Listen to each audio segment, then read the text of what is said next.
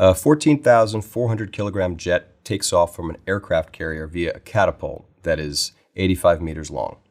The gas thrust out from the jet's engine exerts a constant force of 150 kilonewtons on the jet. The force exerted on the jet by the catapult is plotted in the figure that you can see. We're supposed to determine 4 things. First of all, what is the work done on the jet by the gases expelled by the engines during the launch of the jet? And then also, what is the work done on the jet by the catapult?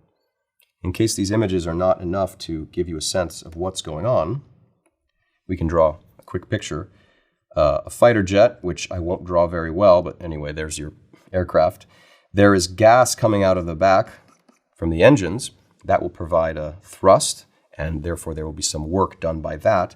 But also, the wheels are locked into the catapult, which is also going to apply a force. So there's a force from the catapult, F cap, or I should call it F cat, I suppose. And then there's a force of thrust coming from the gas. So maybe instead of thrust, I'll call it gas. In any case, let's work on part A, which is getting the work done by the gases on the jet. So what we're told is that the gases give a constant force of 150 kilonewtons, and we know how far the jet goes. We know that the jet is going to move in a straight line. In other words, it's going to be displaced in the same direction that the force is pushing. That makes things really nice for us. The work done by the gas, since we know it's constant, we can simply write this as the force of the gas dotted into the displacement. And I'll use the symbol S to note the displacement. It starts here, it ends there, this vector that I'll call S. Now, they point in the same direction, so when I go to compute F gas times S times the cosine of the angle between them, the angle between them is 0. So this is going to be cosine of 0 degrees, which is 1, which makes it simple. Therefore, it's just the gas force times the displacement, and now we can plug in the numbers that we have. The gas force is 150 kilonewtons. That's 150 times 10 to the 3 newtons. The displacement is 85 meters, and all we have to do is multiply those quantities. What we get, 1.2, and I'll give it to 4 sig figs for now, 1.275 times 10 to the 7 newtons times meters. Let's just remember that a newton times a meter is the same as a joule, the unit of energy that we have. So that should be the answer for part A. Part B, we are now going to use the figure given for us. What is the force applied by the catapult? This is a little bit more complicated because the force is not constant. It's changing with distance. In fact, it's a large value that gets smaller and smaller as the jet gets closer and closer to the end of the aircraft carrier. So instead, what we need to do is remember the more general rule for this. If you're going to get work done, and in this case, it's the work done by the catapult.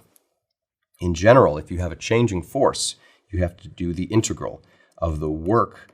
The work is computed by this integral of the force, which could be changing, dotted into the little differential displacement vector, and then we'll add up all of those little works. In other words, we'll do the integral from the start to the end. Now, in this particular case, as I pointed out before, the force from the catapult and the displacement, they point in the same direction.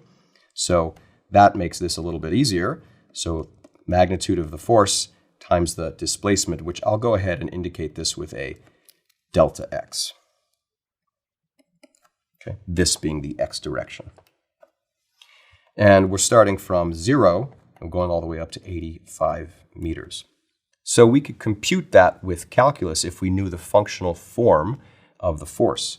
We don't actually know what it is as a function of x, but we are given the graph. And the graph actually gives us all the information we need. Notice it starts at 1100 newtons, it goes down to 65 newtons, and that happens linearly from 0 to 85 meters.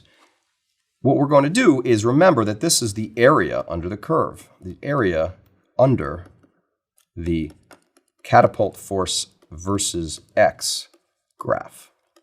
So all we really need to do is get the area of that trapezoid. And you can do this in a number of ways. You can get the area of a trapezoid with a formula. You could instead get the area of this triangle and add that to the area of this rectangle.